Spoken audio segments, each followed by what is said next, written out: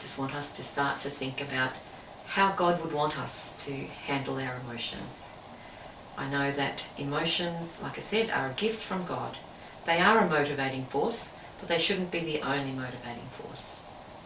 And one of the ways that God is trying to teach us how to walk in those ways that Jesus demonstrated on earth was to walk with self-control. And self-control is one of the fruit of the Holy Spirit. Now, we don't make self-control happen by our, willful, striving hard to go and do it, and I am going to be under self-control. No, this is actually a self-control that comes when we abide with God, because we get to hear and know God's ways. And God is incredibly self-controlled in his self. He does not act on his anger towards us. In fact, he is incredibly patient and waiting for us to learn his ways, to acknowledge him, to see how he is moving in the background of things. So today, let's just work out what are the ways that God wants us to handle our emotions. And I said in video 1 that part of this is about acknowledging. So having words that we can come to God with and share and say, okay, God, this is what I'm feeling. And being okay about it. I just think of all the places in the Bible where God shares his emotions with us, but in a very clear, calm way.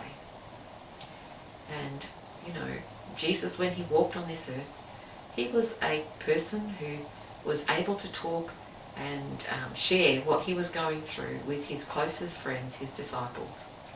In fact, on the night before he was betrayed and went to the cross, he was in a garden and he was tired, as were his disciples, and he asked them to sit with him and keep him company when he was going through that terrible night of his soul.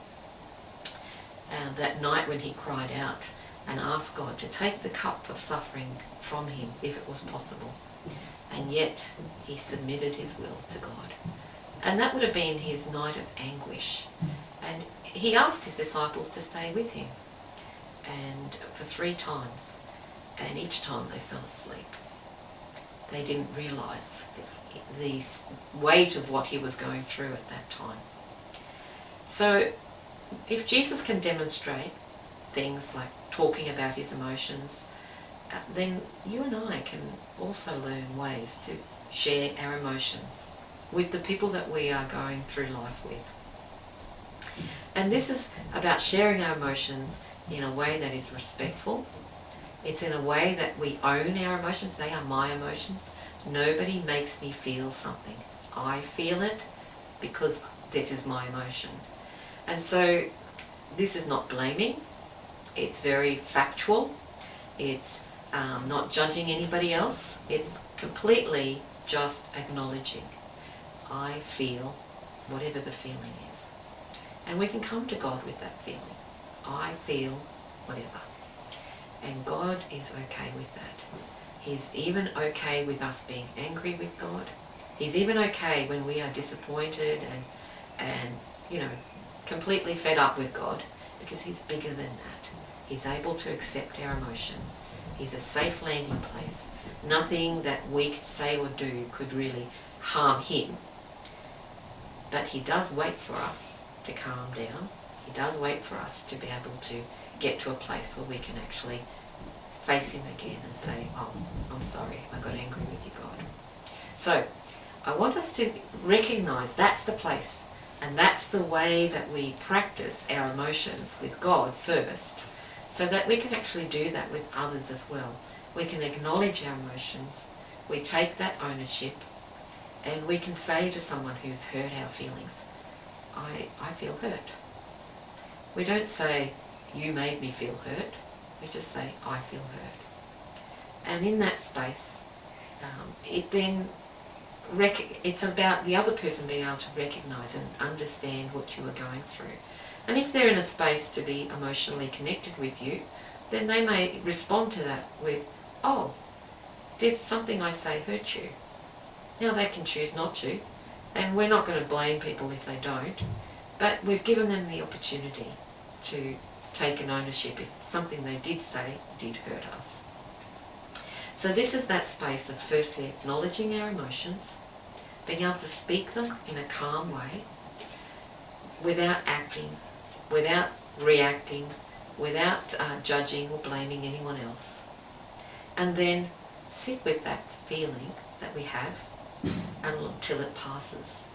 Because yes, all intense feelings pass if we give them time.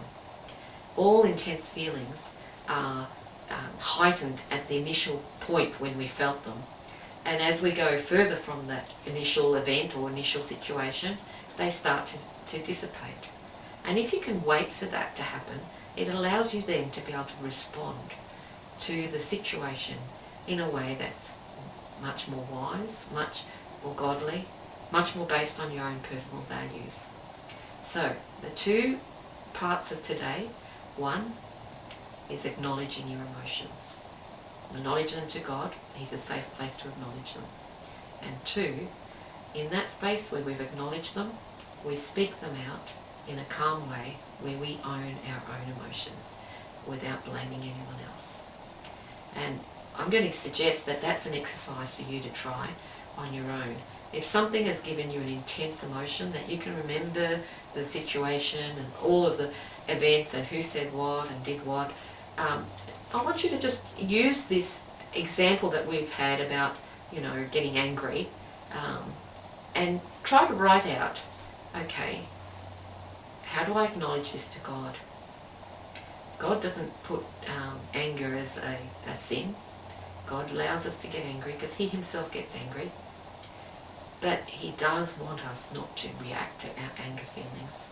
He does want us to not hurt people when we're angry. He does want us to be able to bring our anger into alignment with Him, which is just acknowledging it and not acting, not reacting, not hurting anyone else. So try and see if you've got an example of that. I'm aware that in later videos we're going to talk a little bit about times when people are uncomfortable with acknowledging anger, and that's one of those emotions where sometimes we've been exposed to people who have completely lost control, and there is a fear that we ourselves might lose control. And so there are a group of people that come to me who say they never get angry. The reality is they do get angry, but they're not willing to acknowledge it to themselves. And as a result, it gets morphed into other things. It comes out in other ways, even if they're not aware of it themselves.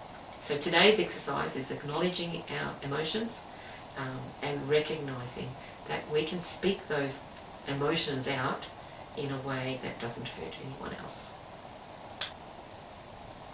Thank you for joining us for this heartfelt video.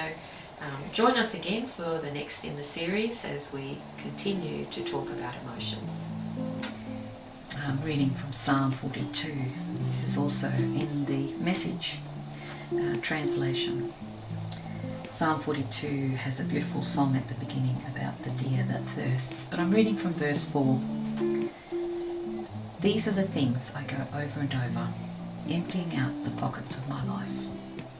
I was always at the head of the worshipping crowd, right out in the front, leading them all, eager to arrive and worship, shouting praises, singing thanksgiving, celebrating, all of us, God's feast. Why are you down in the dumps, dear soul? Why are you crying the blues? Fix my eyes on God. Soon I'll be praising again. He puts a smile on my face. He's my God. When my soul is in the dumps, I rehearse everything I know of you, from Jordan depths to Hermon heights, including Mount Miser. Chaos calls to chaos, to the tune of whitewater rapids. Your breaking surf, your thundering breakers, crash and crush me. Then God promises to love me all day, sing songs all through the night. My life is God's prayer.